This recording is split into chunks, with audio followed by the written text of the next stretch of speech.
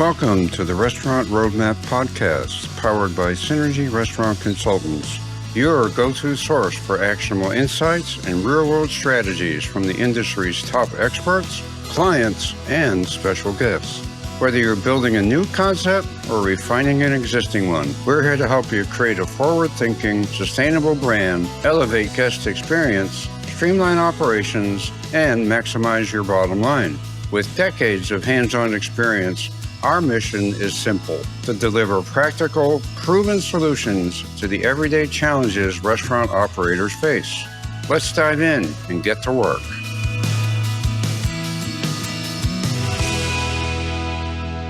Hello, everyone. Welcome to the Restaurant Roadmap Podcast, powered by Synergy Restaurant Consultants. I am very pleased to have with us today. We're going to have a discussion about P&Ls, how to read them, and how important they are. We have our finance guru, Clyde Gilfillan, with us. Hello, Clyde. Hi there. How's everybody?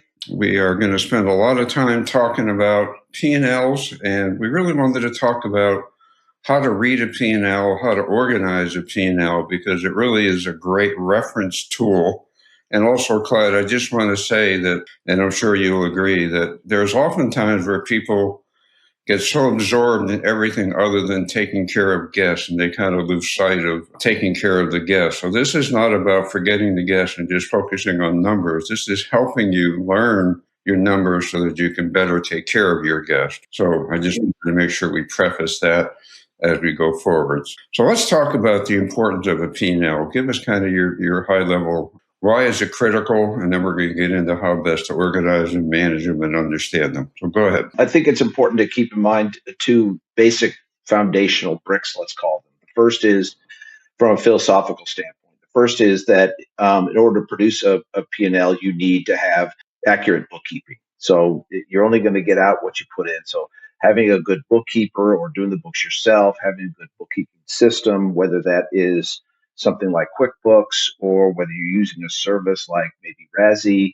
or another platform like Restaurant 365, it's important that you have a good, accurate bookkeeping and accounting system. Otherwise, what you'll get is not going to be anything you'll be able to use for data. The second thing is that a P&L, we have to understand that a P&L is a scorecard. It doesn't tell you anything about the future nor what you're doing now. It's just a scorecard. So based off of those two, what I'm going to call the foundational bricks for the P&L, understanding of P&L and how it relates to your business, I think those are the two main starting points.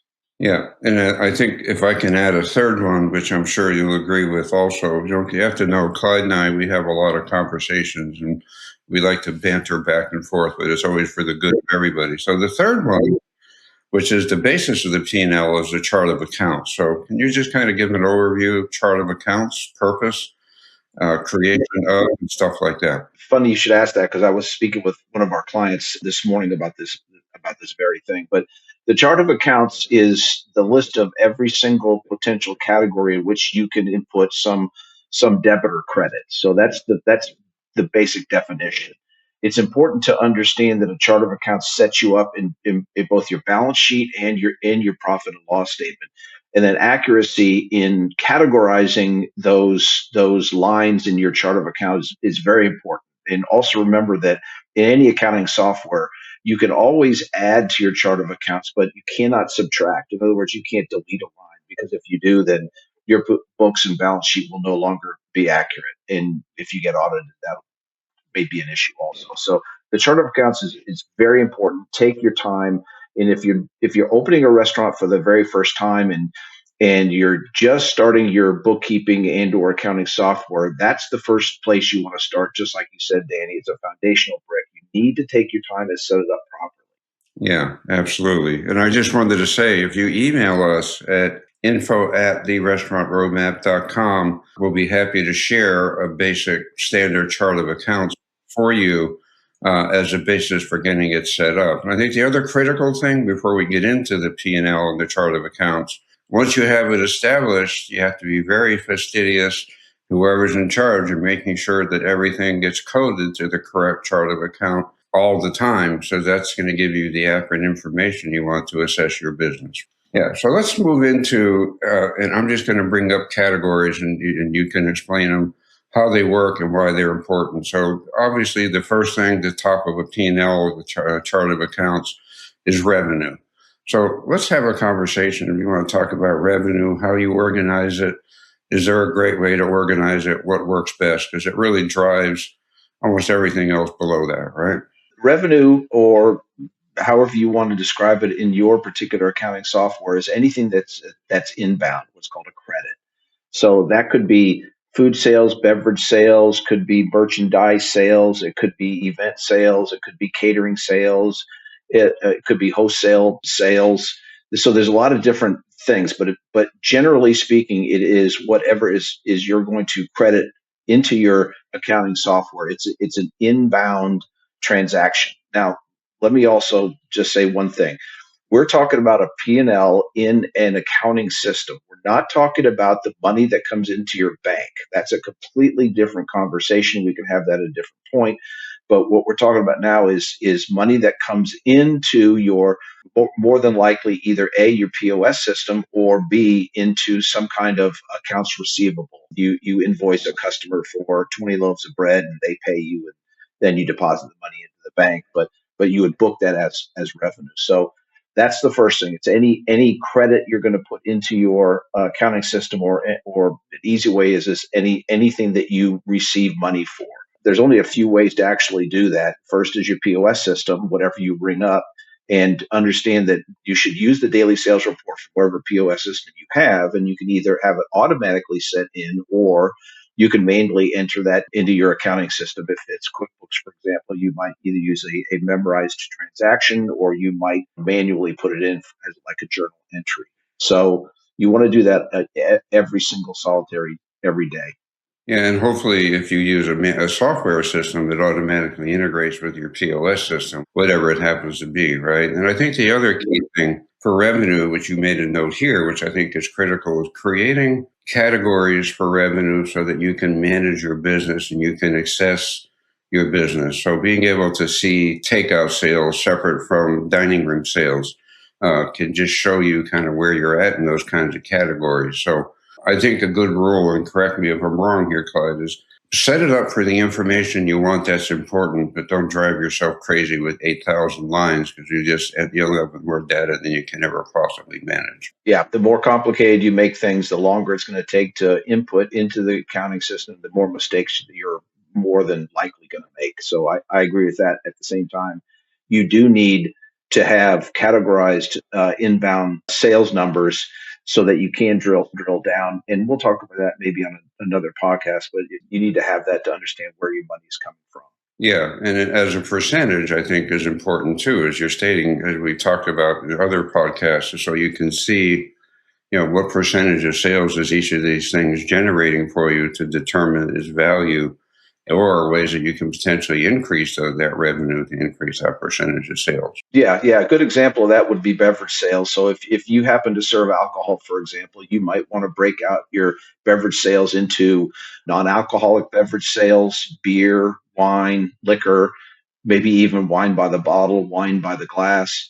You don't get too carried away. You might have draft beer, bottle beer. Don't get too carried away. But yes, what you want to do then is if you're going to do that, at the end of the month, you're going to examine your percentages and see what's driving, because I'm not trying to be really super obvious, but the more the if you sell alcohol, the more alcohol you sell as a percentage of total sales, the more likely that your cost of goods sold is going to go down, your labor percentages will be better, which we'll talk about, and your profitability is going to be greater.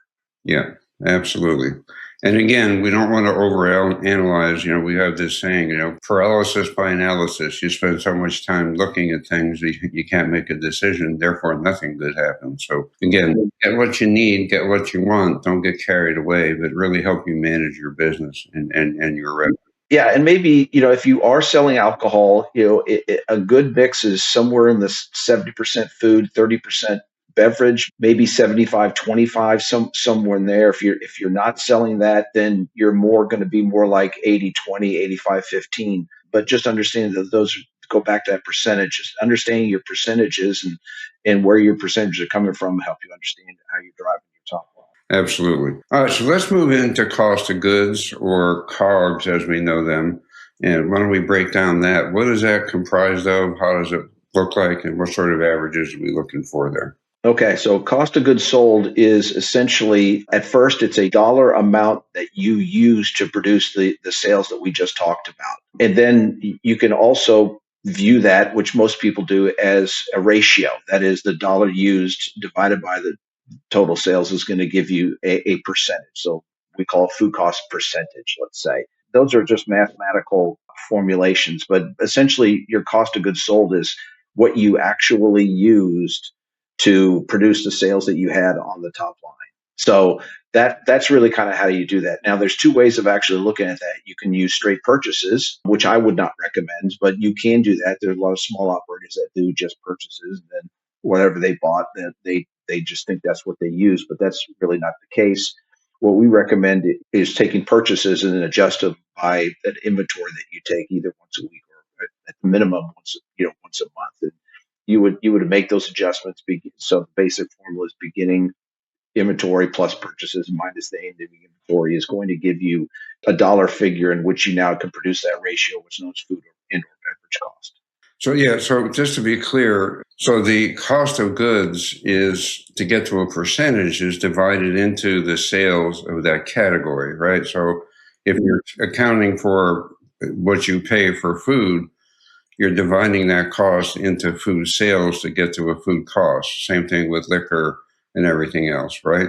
Correct. You're not going to divide it into total sales because that's apples to oranges instead of apples to apples. So, yeah, again, just to clarify for those that are new to this kind of thing, it's the cost to buy food into food sales, or liquor into liquor sales, or beer into beer sales, whatever that happens to be, to get you to that percentage, which rolls up to the total overall cost of goods into overall sales. All right. So, any recommendations on averages for food, beverage? Yeah. So remember the last time, for those of you who watched the last podcast, we talked about the mathematics of a restaurant. Basically the sales, minus your expenses equals your profit. And we can break that down further as we go through that. But that equation sort of spreads out, and using cost of goods sold is one of those categories. You want to kind of ideally keep your food costs somewhere between a 28 to 35. Now there are going to be some restaurant concepts and brands that are going to be higher than 35, such as your high-end steakhouses, things like that. But they're going to make up for it in labor costs, which we'll talk about in a few minutes. There's also going to be certain brands or concepts like pizza brands or noodle shops, places like that, in which you're going to have a less than 28%. That's to your advantage also. So, but that's generally the spread is somewhere between 28 to 35, and the closer you're at to 30, remember that equation we talked about last time, Danny. The closer you are to 30, the more likely that you're going to start beginning to produce a profit. And then beverage costs, you want somewhere between an 18 to a 25. When we develop concepts for people, and I do the financial modeling for Synergy, 22 is really kind of our baseline. That's what we're looking for. So if you can get a 30 food cost and a 22 baseline, your blended average is really going to be somewhere in the 28 to 29 range, and that's going to be ideal. All right. Let's talk about gross profit. How do you define gross profit, which is the next portion, and then everything from there down we're going to talk about next. Right. So there's all kinds of subcategories that you can do. One of these is called gross profit. Another one's called prime cost. And you can move gross profit either after cost of goods sold if you'd like to on your P&L, or you could take in your cost of goods sold plus all of your labor costs and payroll and put it underneath that. I like to put it underneath the cost of goods sold because that gives you kind of a baseline on your first major expense account. And that's cost. If you're going to spend somewhere around 29 or 30% of every dollar that's going to come in on cost of goods sold, then that kind of gives you a baseline of what's kind of left over. Let's say it's 70%, in this example, 100 minus 30, 70. Now you can start figuring out easier for you. You can start sort of tackling these other expenses a little bit easier. So again, I think you're looking at somewhere in the 65 to 72 range. 70, I think it would be nice. I think that would be good, or 71, somewhere right there. That's your baseline for gross profit. Well, and we're going to find out here shortly how much little left is when you're done with this whole thing for all the work that you put in. So this is where every penny counts, which is why this P&L really gets to be critical to manage it and understand it. So let's talk about labor costs. How does labor costs work? Well, labor cost is essentially how much you pay people to produce the goods or services that you're selling. So whether it's baking or cashier in a fast casual, or whether it's a chef, or maybe it's a line cook or prep cook, or maybe it's the general manager. It's any of the labor that you are paying people to produce that good or service that you're selling to the public, and you're generally wanting to break down labor cost on the P&L between hourly cost and management cost. And the reason why you want to do that is because hourly cost is much more variable to sales than management cost is. You're literally going to pay a manager an annual salary, and in your accounting system, depending on your payroll periods, you're going to divide that into 52 or 26 or 24 pay periods. And they're really not going to change that much. You might change once or twice a year what the manager might get paid. But the hourly cost is much more important. So I also like to break down the hourly cost into at least front of the house costs, and then a second category being back of the house costs. And it's important that you sort of at least have those three breakdowns: your front of the house labor costs, your back of the house labor costs, and your manager costs. And those are literally are coming from the actual payrolls that you approve and pay people either through direct deposit or writing checks, or however you pay your people. The second part of that is going to be all of the payroll taxes, benefits, and things like that, such as if you have health insurance, or you have to pay FICA and Medicare, and you have to pay unemployment insurance and workers' compensation insurance, and all of those sort of things. So those are kind of the three main ways to kind of categorize and break down your labor costs. But understand that the two main drivers are your hourly labor cost, which is essentially your how much you're paying people and how many hours you schedule them. They clock in and clock out, and then how much you're paying your manager costs. That's the biggest category. Yeah, and I think having the kitchen or back of house separate, because the labor per hour cost is usually significantly higher there. So you got to pay attention to that a lot more. Yes, and each state is variable. So you might have a state like mine in North Carolina, which is where I live. You could take a very substantial tip credit for service personnel, but in a state like California, you're not allowed to take any tip credit. So people here might pay a server, maybe $3.25 to $5 an hour because they're going to gain tips. But in California, you have to pay the minimum wage, which right now I think for 2026 is $16.90 an hour in California. So yes, you definitely want to do that, and of course, back of the house costs are variable. What's everybody else paying? What's the going wage in your competitive area? Things like that. You want to pay for skill in the skilled areas as well.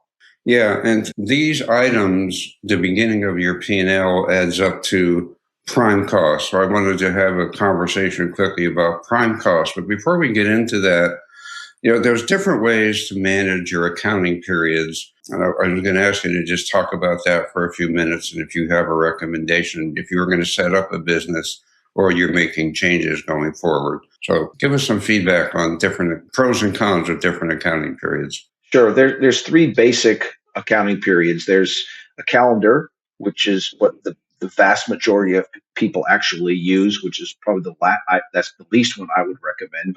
But that's when you start on day one of any month, and then that's the last day of any month, the 28th or the 29th, 30, 31, leap year, whatever.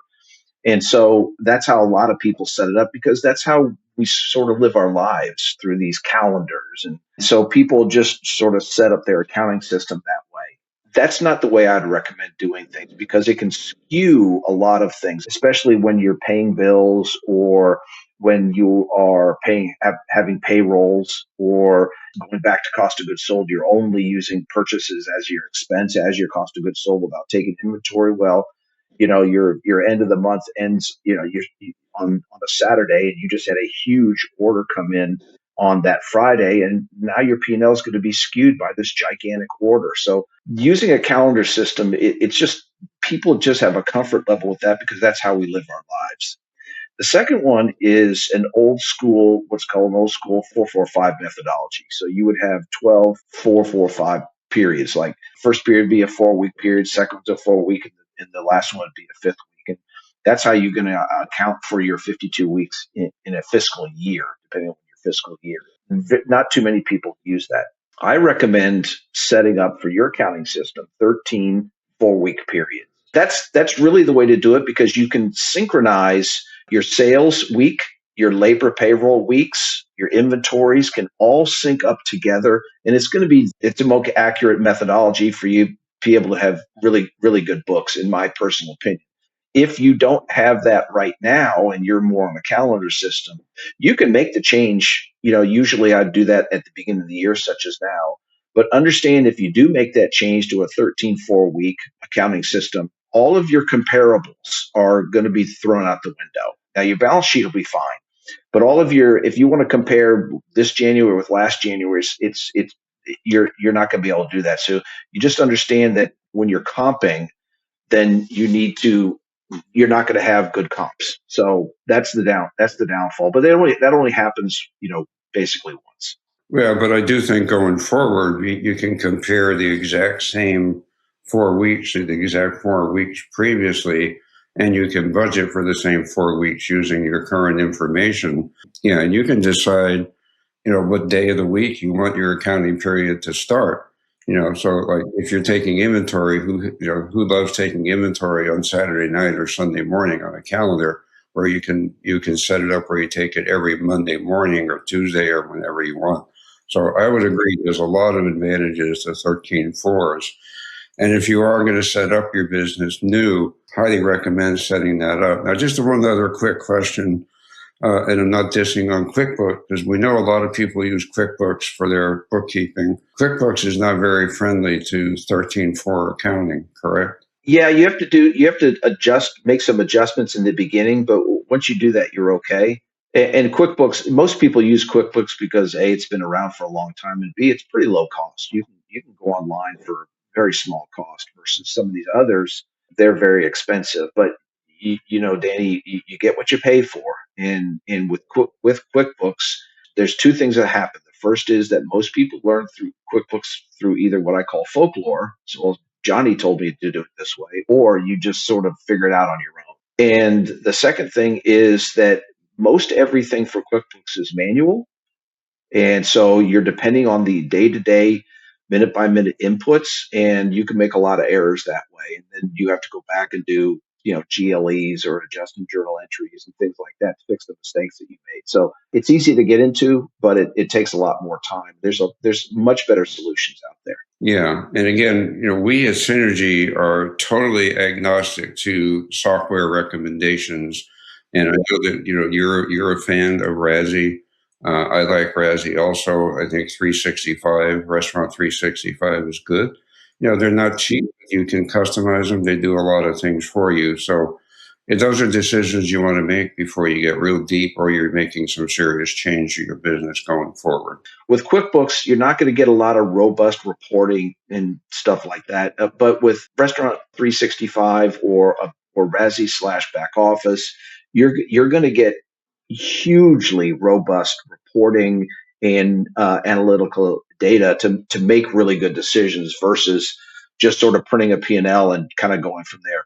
On our next podcast, I think we'll talk about how to analyze that P&L. So it's something to think about. Yeah, and like you said, garbage in, garbage out, and you get what you pay for. And if it gives you great diagnostics and it gives you some pretty good control points, I think it's definitely worth taking a look at. And there's a lot more out there besides those two. And again, we recommend what we think is best for a particular client. And we are totally agnostic. We just want what's best for you folks out there listening. So, all right, well, let's get back to the subject at hand here. Prime costs, pretty critical number, right? Yeah. So what prime cost does is it takes what I would call the two largest spends in your restaurant. One's going to be cost of goods sold. That's food cost and beverage cost. And if you have retail like t-shirts or things like that. And then also all of your labor costs. And that's everything all in. That's including all of your wages, salaries, payroll taxes, benefits, workers' comp, unemployment insurance, all of those things. And you add both of those numbers together, and it's going to give you a dollar figure, and then B, that ratio we were talking about, which is whatever that dollar figure is divided by in this case, you're going to divide by total sales. And that's going to give you this ratio number. Why is that important? Because if you can control these two big numbers and have a prime cost somewhere in the 55 to at the most 65%, you have a really, really good chance of making some really good money at the bottom line. But the farther you drift at over 65, the more you put yourself in a very difficult decision. You'll have to make some difficult decisions as well. When you do that, then most people they look straight to labor and they start cutting people and start managing their business down. So it's important to be able to calculate that number and make sure you never go over 65. I know you have a buddy there next to you, right? He wanted to chime in with something, right? Yeah, I for all you dog lovers out there, I have two dogs, and every time there's an Amazon truck that goes out along our street, they just gotta say hi to the Amazon truck. Yeah, we got to get them to quit shopping. That's the problem. Well, that's not the dogs doing that. Yeah, exactly. Yeah, on our last podcast, I was telling Clyde before we started, we were talking about suggestive selling and upselling, and Amanda's dog started barking. So that led to a discussion about dog menus and how you can get money by selling a burger patty to a dog to raise your average check. So it was very appropriate. So, all right, so that's a key number to your profitability score, and one that you manage closely, which then allows you to manage everything above it to get to a number that's going to work for everything else below it. So let's talk about operating expenses, Clyde, because now we get into the detail. And again, this is where the chart of account, where you code everything, you can see what all of this stuff is. And these are items that you can manage, to a degree, right? So let's have a conversation about operating expenses. Right. So going back to kind of summarize a little bit where we're at, we have our total revenue or total sales, however you call that. That's all the inbound, all the credits you're taking out, inbound cash, inbound credit cards, and inbound checks, whatever, however you take it. Then you're going to minus out from here all of your cost of goods sold, whether you use straight purchases or an inventory system, and then you're going to minus out your labor cost, which is all your payroll costs, fixed and variables, plus your let's call it your benefits, which includes those payroll taxes and insurance and workers' comp and things like that. Okay, so now you have a number. Let's say that's 65.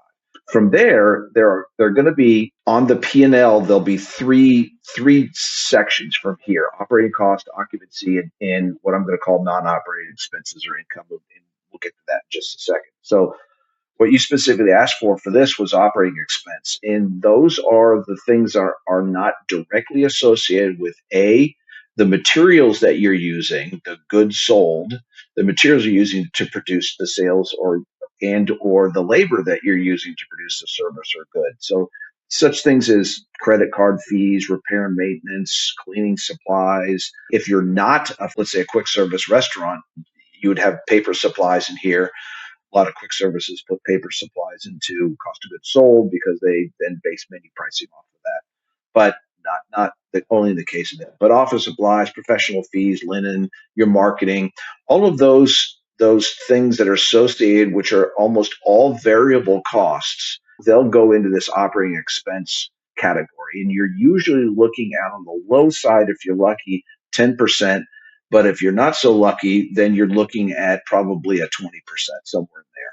So the normal range is anywhere around 15 or 16. Then you're setting yourself up for a good chance of making some money. Yeah, and I would say, and correct me if I'm wrong again, from this line up, those are all the things that generally, if I was a general manager of a restaurant, those are things that I can control to a certain degree, right? So in everything else below here, I really don't have a lot of control over.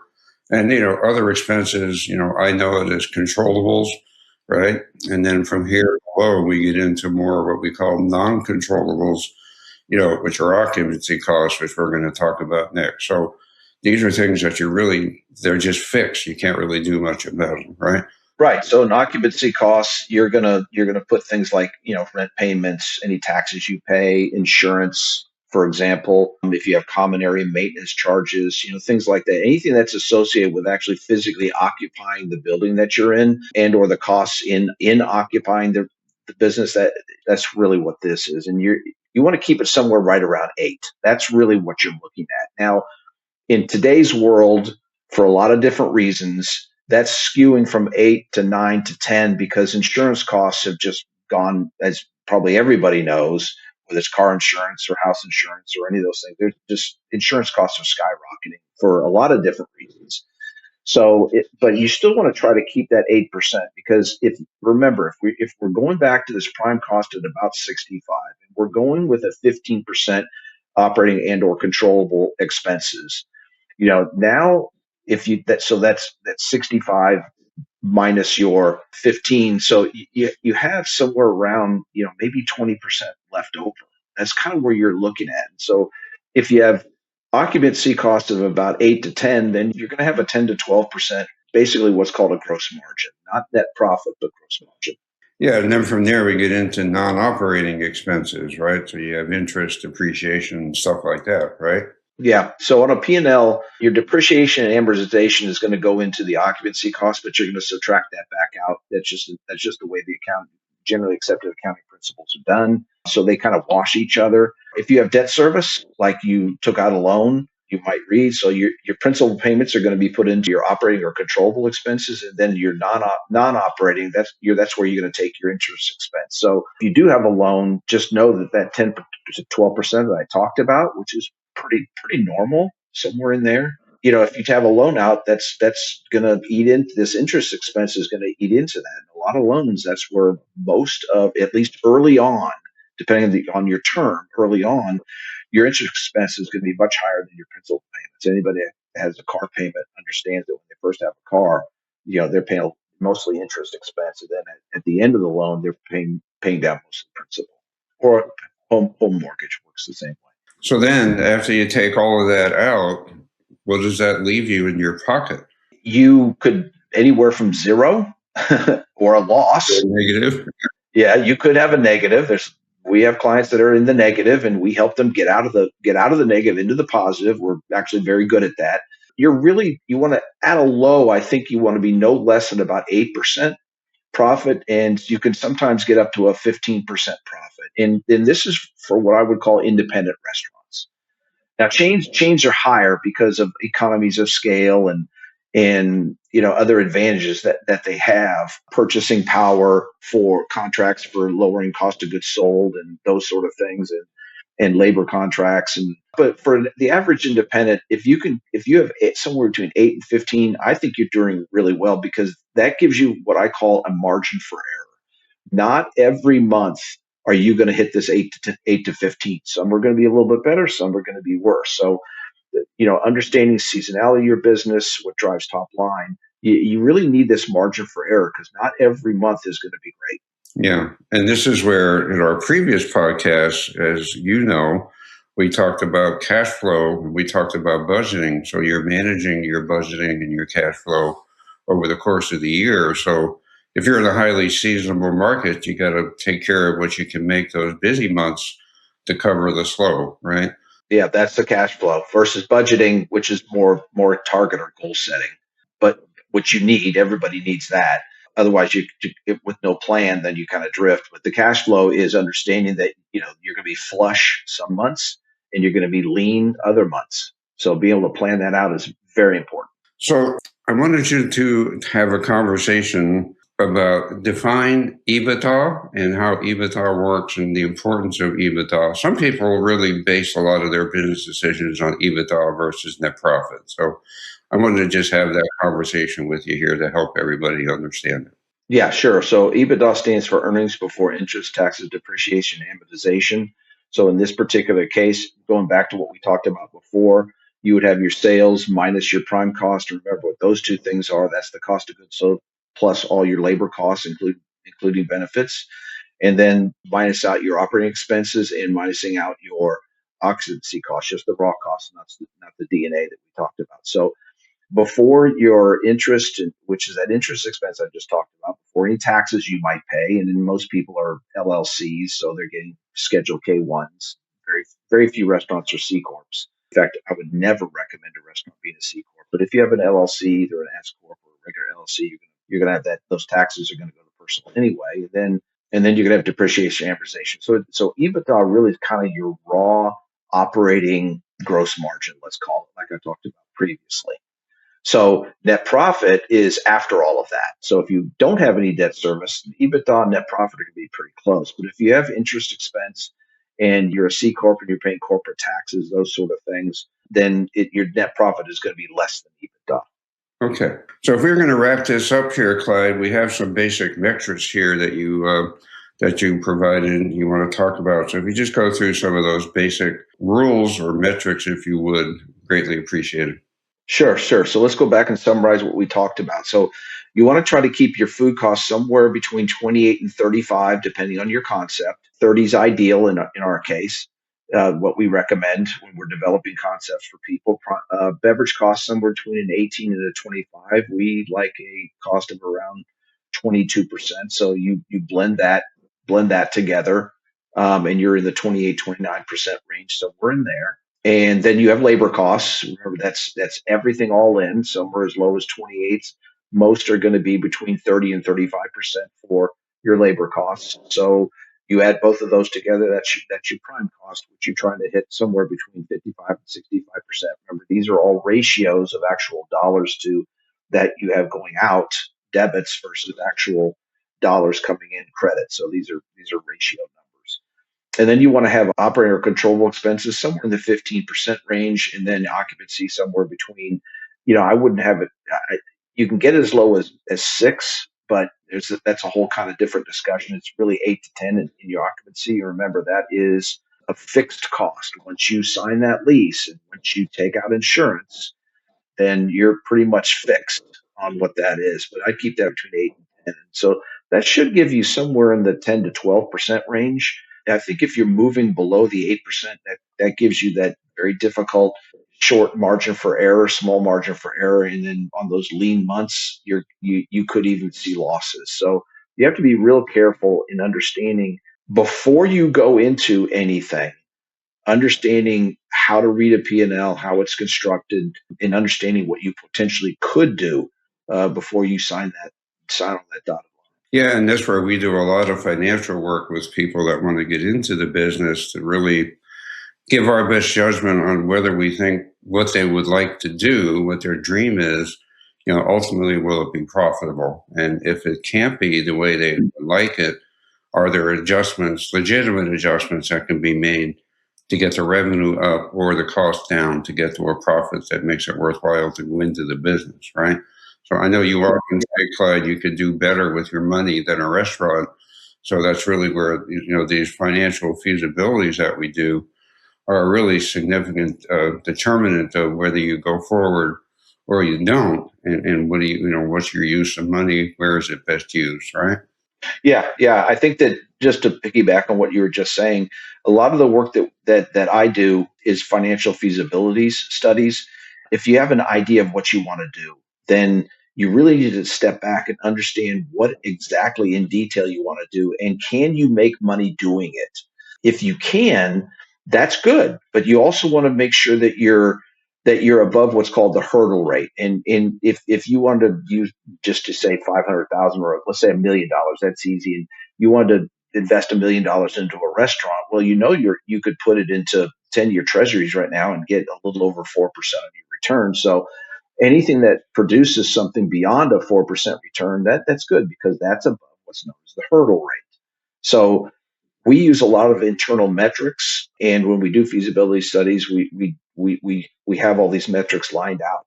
It's important to understand, your best and highest use of money before you fall in love with some site, and you have to just buy, and then you sign a lease, and then you figure out, oh my God, what am I gonna do, and can I make money? That's The site's like one of the last things you do. Yeah, nothing worse than starting behind the power curve before you even have a chance to be successful, right? That's where we try to help eliminate that and save people. I hate to say save people from themselves, but sometimes that's really Yeah, what. yeah. Sometimes we have clients that they just have a dream, and you want to help them with the dream, but you also want to protect them. from making a bad decision. Yeah, exactly. All right. So getting back to the P&L here, we had some practical steps here. How do you use it? And then we're going to do another podcast on controlling, your costs and your P&L. And again, the preface is we want to take care of guests, but you have to see where you are in order to make decisions to move forward to protect your business and your investment. So this is not, oh, my labor is 20. I'm just going to slash labor, because you're going to end up slashing your way to the bottom, right? So some practical steps, Clyde, of how do you use the information we're provided to help manage your business? Assuming that you have accurate information and your P&L is coming out accurately, the first thing you want to do once you get it, and I must also say, the faster you can get an accurate P&L from the end of the month, the better off you're going to be. Because if it's 10 or 15 days after the end of the month, it's really of no value, because you're already halfway through the next month. So if you can get something in 4 or 5 days, then it's worth it. So let's assume that you have accurate numbers and that you're getting pretty timely information. Then the first thing you want to do is you want to start that top line. You want to check the total sales, see if they make sense. You want to compare them to, the same month last year. You want to compare them to the previous month. So you want to look at the sales. Are they going up? Are they going down? And you're looking for patterns and trends. And you can drill down into this and say weekly sales, and you can do a lot of things. But we're just talking about a monthly P&L, at least on this podcast for today. So that's the first thing you stop. You start. What's my revenue, and how does it compare to previous periods? The second thing, I think you want to jump straight to prime cost. And so if you have this P&L set up with a prime cost, you're going to pretty much see where that baseline is. And if you're above this 65, 67 range, now we can drill down in to see where we're at. Remember, there's going to be some months in where you're going to have just unbelievable sales. And so your prime cost is going to be very low. But there's going to be some other months when your sales are just like not very good. So a lot of times it's cold weather or bad weather or January or whenever, and then you're not going to have a good cost. But you want to jump to your prime cost next. Once you see that, then start looking at your percentages. So if you have a QuickBooks, for example, you want to run a report that is profit and loss statement with percentages of categories. That's if you use QuickBooks. If you use any other software, normally it's going to always have the percentages out there in your P&L. So you're going to want to look at those percentages. And again, what did I do last month, what did I do the previous year, and see how they are. Then you're also going to compare it to your target, like that budget we were talking about previously. What is your target? Well, my target was 32% food costs, and I ran a 34. Then you might want to look into that. And then you also want to look at those healthy ranges we've talked about. Where am I in comparison to what I'm those sort of industry standard ranges? So once you do that, and that might take you, a beginner, it might take 30, 45 minutes, an hour. For somebody who's an expert and or adept at looking at those, it might take 15 minutes to walk through those first 5 steps. From there, it gets a little bit harder, because you're looking for all your red flags. Okay. Now, there are going to be months in which your P&L is great. Don't just ignore it and move on saying, gee, well, I'm really good. There's all kinds of red flags. If something looks like, wow, that's like a lot. We made a lot of money. There could be some inputting errors. There could be some other areas, but you're always looking for those red flags. Usually, food cost, beverage cost, labor cost. That's where you want to go first off to see where it is. Because remember, if your prime cost is 65, that's where 65% of your money is going to those two categories. So you want to kind of go through the P&L from top, and then you want to look into your prime cost, then start breaking it down into your targets and percentages and things like that, and see if there's any really red flags. Once you identify a red flag, then on the next podcast, we'll be able to cover, now what do I do about that? What do I do about the red flags? And how do those red flags relate to how I'm operating my business? Yeah, and I think the other important thing here, which I'm sure you would agree, sharing the information with the team and explaining to them the importance of a P&L. So if you have an assistant manager, a shift leader, having weekly manager meetings and reviewing a P&L, because I think it's also incumbent upon a general manager to train assistants and shift leaders to become general managers, and they have to understand the financial side of the business to be able to get there. Right. So just like any sports game or board games, if you're into that, or card games, there's always a scorecard. always see who's going to win or who's going to lose. And that's sort of like the way society kind of views things at this point. So remember that a P&L is a scorecard. And what you're trying to do with a P&L, if you're going to go back to your managers, is say, here's how we performed last month. And just start at the monthly levels. Here's how we performed last month. So these are the red flags. Here are the things that we should do about it. So you can either use the P&L as a tool to help you improve, or you can use the P&L as a weapon to find how people are doing things wrong or they're not performing. I'd prefer the first one because you really want your management team to win. That's what you're really looking for. Because if your management team's winning, then you're winning. It's like the owner of a football team. They want the team to win because if they win, the owner wins, or even the head coach if you want to go down to that. Yeah, and oftentimes bonuses are tied to all of these things, so you want to really be able to manage how things work. Yeah, and you want to pay bonuses. You want to pay the bonus.